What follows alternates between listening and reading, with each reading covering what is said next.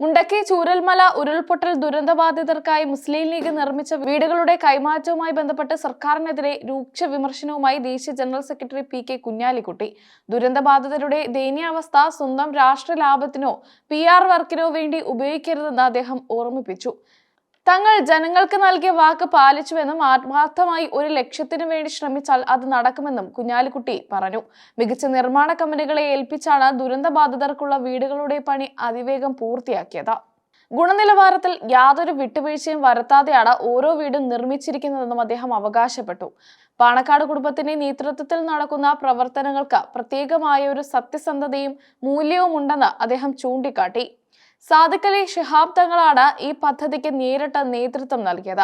പറയുന്ന വാക്കിന് വിലയുണ്ടാകണമെന്നും ചെയ്യുന്ന കാര്യങ്ങൾ ഏറ്റവും മികച്ചതാകണമെന്നും നിർബന്ധമുള്ളത് കൊണ്ടാണ് വീടുകൾ ഇത്ര മനോഹരമായി പൂർത്തിയാക്കാൻ സാധിച്ചതെന്ന് കുഞ്ഞാലിക്കുട്ടി പറഞ്ഞു.